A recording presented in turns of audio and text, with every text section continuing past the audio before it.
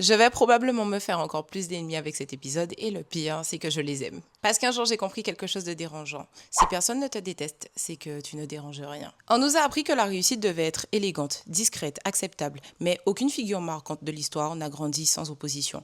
Pas une seule. Le cerveau humain est câblé pour préserver l'équilibre social. Dès que tu montres une version plus ambitieuse, plus affirmée, plus intense, tu actives un mécanisme de défense chez l'autre. Ce mécanisme ne s'appelle pas admiration forcément, mais il s'appelle menace. Menace au statu quo, menace à l'identité, menace à la hiérarchie invisible. Alors, on te critique, on te caricature, on minimise ce que tu fais. Et si tu n'as jamais vécu ça, alors soit tu es extrêmement chanceuse, soit tu es extrêmement petite dans ton impact. Et oui, je sais que ça fait mal d'entendre ça, mais on est dans un épisode en même temps de Cold Truth. Je vais te dire quelque chose que peu de personnes osent formuler. La neutralité est confortable, mais elle ne construit rien d'extraordinaire. Les personnes neutres ne déclenchent ni amour profond, ni rejet profond. Et j'ai compris que vouloir être aimé par tout le monde était une stratégie de survie, mais que vouloir être respecté par moi-même était une stratégie d'élévation. Et ces deux stratégies sont clairement incompatibles. Alors aujourd'hui, on va parler d'un sujet que le développement personnel évite soigneusement.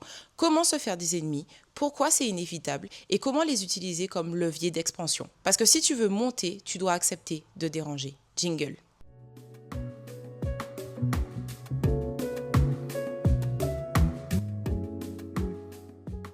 Hello, hello et bienvenue dans un nouvel épisode sur la chaîne Your Body Mind, le podcast qui développe ta puissance physique et mentale. On a grandi avec une croyance profondément ancrée qui dit être aimé égale être en sécurité. Et biologiquement, c'est vrai, le cerveau humain est un cerveau tribal. Pendant des milliers d'années, être exclu du groupe signifiait mourir. Donc ton système nerveux est plutôt câblé pour rechercher l'acceptation des autres. Des études en neurosciences sociales ont montré que le rejet social active les mêmes circuits neuronaux que la douleur physique. Autrement dit, ton cerveau ne fait pas la différence entre on ne t'aime pas et on t'a frappé. Mais voici la dissonance. Ceux qui te protègent biologiquement te limitent identitairement. Parce que si tu cherches à plaire à tout le monde, tu ajustes ton discours selon la pièce dans laquelle tu te trouves. Tu réduis ton intensité face aux personnes intimidées. Tu diminues ton ambition face aux personnes stagnantes. Tu camoufles ta profondeur face aux personnes superficielles. Et petit à petit, tu te retrouves à ne plus savoir qui tu es sans cette adaptation. Et c'est ça le vrai danger. Une personne qui cherche l'acceptation permanente devient une personne floue. Et une personne floue n'inspire ni amour profond, ni rejet profond. Elle inspire juste une chose qu'on appelle l'indifférence. Et l'indifférence est bien plus dangereuse que la critique. Parce que la critique signifie que tu as touché quelque chose. À l'inverse, l'indifférence signifie que tu n'as rien déplacé. Et la neutralité n'a jamais construit une vie extraordinaire. En revanche, les personnes extraordinaires, elles polarisent toujours. Lorsque j'ai commencé à parler de neurosciences en mélangeant sport, trauma, identité, on m'a dit un jour, tu devrais te spécialiser, c'est trop compliqué, tu es trop intense, ça fait peur. Je me souviens d'un message précis que j'avais reçu où quelqu'un m'a écrit, je ne sais pas si tu es coach sportive, psychologue ou gourou. Alors, pendant une seconde, mon système nerveux a paniqué. La tentation, elle était là, la tentation de simplifier, de rentrer dans une case, d'être plus digeste. Mais j'ai compris que les autres ne sont pas forcément perturbés par ta confusion. En revanche, elles sont perturbées par ta cohérence. Parce que lorsque tu assumes plusieurs dimensions, tu refuses de rentrer dans une étiquette rassurante. Et une femme impossible à catégoriser dérange. Si j'avais voulu plaire, honnêtement, j'aurais adouci mon discours, j'aurais séparé les sujets, j'aurais rendu tout ça plus acceptable et même plus encore, j'aurais jamais sorti cet épisode. Mais à force d'adoucir, tu deviens fade et la fadeur rassure. Elle rassure les autres, mais elle éteint aussi ton expansion. Et moi, je préfère largement déranger par clarté que rassurer par dilution. Alors la vraie question est pourquoi tu as des ennemis et pourquoi c'est le signal phare que tu es en train de péter les plafonds.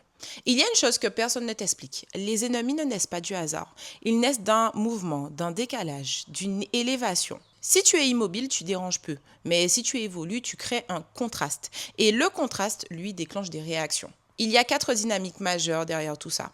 La première dynamique est que tu actives la comparaison sociale. Le psychologue Léon Festinger a démontré que l'être humain évalue sa valeur personnelle en se comparant aux autres. En clair, c'est un mécanisme qui est totalement inconscient, automatique et permanent. Donc, lorsque tu évolues, tu ne fais pas que progresser. Tu modifies la hiérarchie implicite et si ton évolution met en lumière l'inaction chez quelqu'un, tu deviens inconfortable. Parce que tu es un rappel vivant, un rappel que c'est possible de le faire, un rappel que le temps passe et un rappel que les excuses qu'on se fixe ne tiennent plus. Et honnêtement, personne n'aime un miroir qui montre ce qu'on tente d'éviter. Le problème n'est pas ton succès, le problème est la dissonance cognitive que tu déclenches chez l'autre. Et la dissonance en psychologie, c'est la tension interne entre ce que l'on croit être et ce que la réalité montre. Tu incarnes une réalité qui contredit complètement la narration de l'autre. Alors, soit l'autre évolue aussi, soit il te rejette. Et devine quoi? Qu'est-ce qui est plus facile de faire? Bien évidemment, te rejeter. Deuxième dynamique, tu casses un rôle relationnel.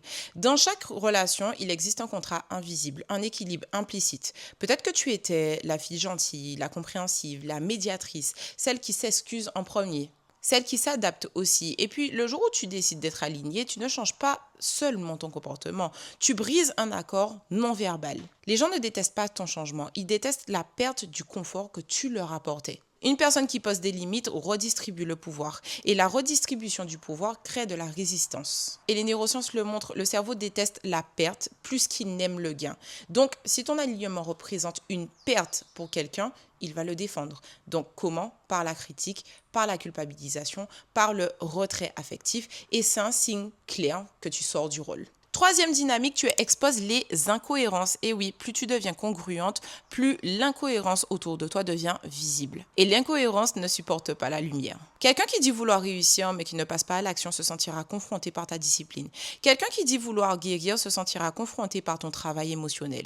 Quelqu'un qui dit vouloir évoluer se sentira confronté par ton courage. Tu ne les attaques pas, je l'entends, hein, mais tu existes. Et parfois, exister avec intensité est suffisant pour déclencher l'hostilité chez l'autre. Et quatrième dynamique, la vérité que peu osent dire. Si personne ne te critique, c'est que ton message n'est pas assez clair. Les figures qui ont marqué l'histoire ont toutes eu des ennemis. Mohamed Ali était détesté autant qu'adulé. Coco Chanel a été critiqué toute sa vie. Steve Jobs était considéré comme arrogant. Rosa Parks a dérangé un système entier. Aucun impact majeur n'a été neutre. Ce n'est pas le rejet, le problème encore une fois, c'est ce que tu fais pour l'éviter. Parce que lorsque tu évites le rejet, tu évites aussi la grandeur. Et il est bien évidemment hors de question qu'on se prive de grandeur. Alors comment se faire des ennemis, entre parenthèses, volontairement? La première étape consiste à dire la vérité que tu penses et pas celle qui est socialement acceptable. Et je t'entends déjà dire, oui, mais toute vérité n'est pas bonne à dire. Certes, mais la vérité qui est cohérente avec ton système de valeurs mérite d'être dite. Parce que la clarté polarise. Plus ton message est précis, plus il exclut ceux qui ne sont pas alignés avec. Et ça, c'est une démarche saine. Deuxième étape, arrête de t'excuser d'exister, puisque chaque excuse inutile est une tentative d'autoréduction. Désolée d'être ambitieuse, désolée d'avoir une opinion, désolée de voir plus grand. À chaque fois que tu fais cela, tu négocies ton espace. Moins tu te réduis, plus tu exposes. Et plus tu exposes, plus tu polarises. Troisième étape super importante, fixe des limites. Les limites créent de la frustration et la frustration mal régulée devient hostilité. Mais retiens ceci, une personne qui respecte tes limites ne devient jamais ton ennemi. Celle qui s'énerve était celle qui profitait de ton absence de limites. Quatrième étape, bien évidemment, la plus logique, réussis.